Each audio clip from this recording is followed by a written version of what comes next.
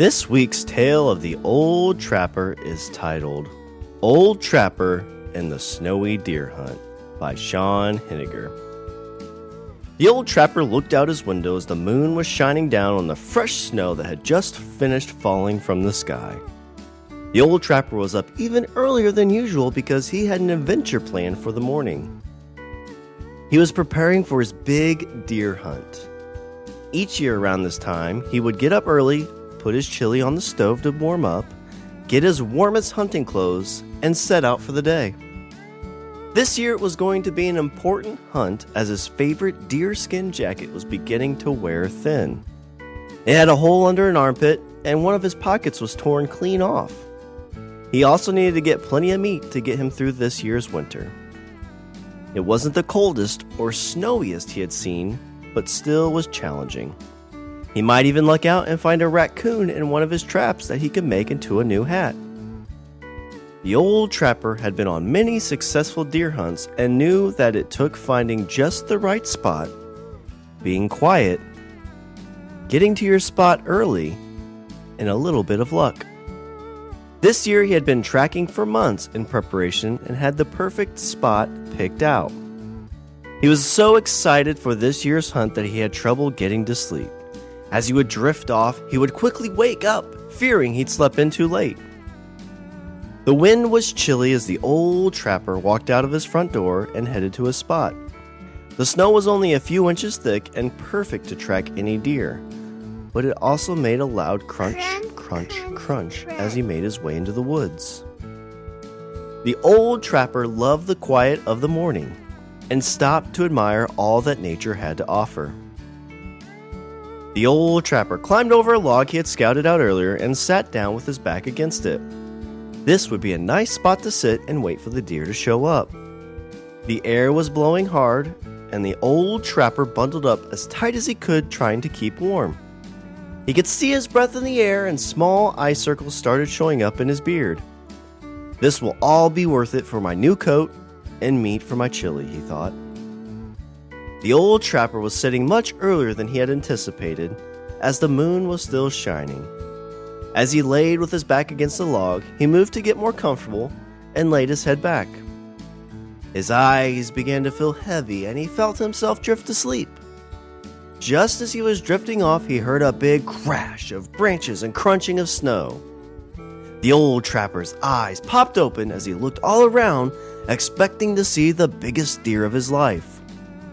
His heart was racing and he lifted up his black powder rifle ready to take aim. But the old trapper did not see any deer. In fact, he didn't see anything at all. He kept looking when he heard small barks of a squirrel.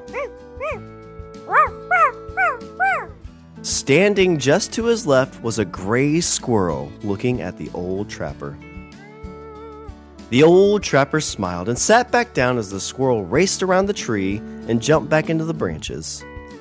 After watching the squirrel for a few moments, it slowly disappeared deeper into the woods. The old trapper leaned back against the tree and slowly drifted off once again. This time, as he was just beginning to dream of his famous chili, all around him snowflakes began to fall. First, there were a few here and there, but after a while it began to come down quickly, covering the old trapper. Now, you may think that this would wake the old trapper and cause him to get cold. But the snow actually helped to warm him up, as it made a small snow fort all around him. Snuggled up, the sun rose and started to warm the old trapper. This caused him to fall onto an even deeper slumber. Lots of wildlife started coming out for their own early morning adventures. A bird flew down to pick up the last bit of twigs for his nest. Tweet, tweet, tweet, tweet, tweet, tweet. A rabbit hopped over the quickly falling snow, and finally a big, beautiful buck made his way out of the woods.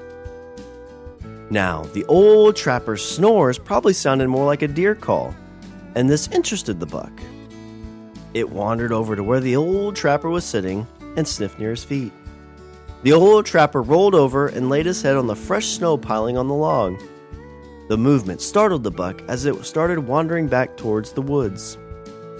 The old trapper, feeling the cold snow on his face, slowly opened his eyes just in time to see the buck turn back to look at him.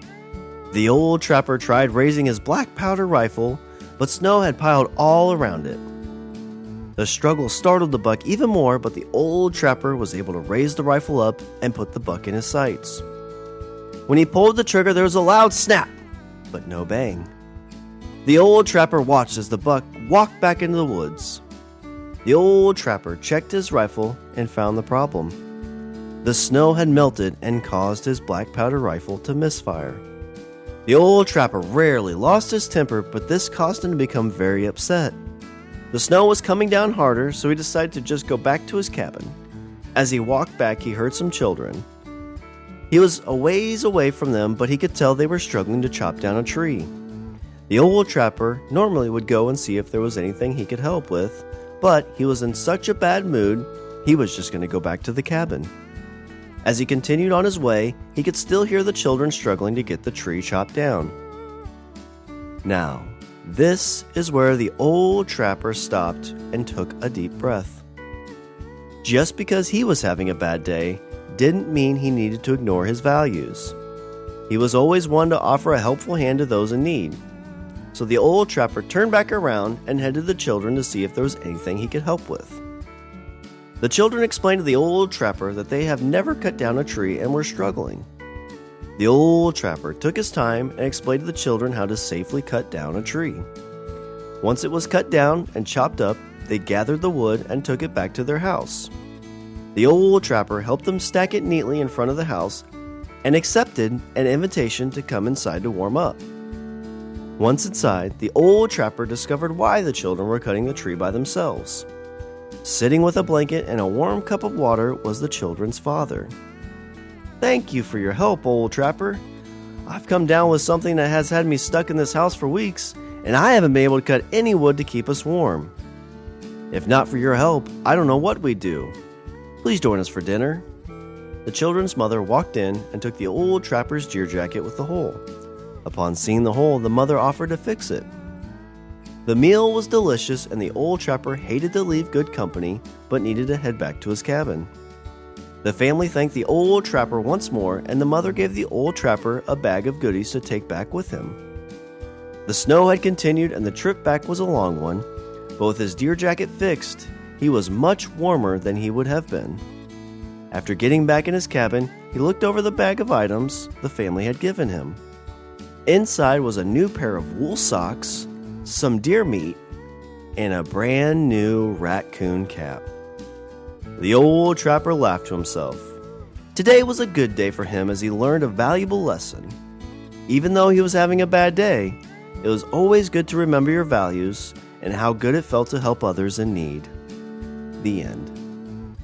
Thank you for listening to another episode of Tales of the Old Trapper, written by Shawn Henninger. To support Tales of the Old Trapper, have your parents leave a 5-star review on Apple Podcasts and follow Old Trapper Pod on Twitter. Be sure to share the Tales of the Old Trapper with others that would enjoy the adventure of the Old Trapper. Until next week, go out and create a tale of your own.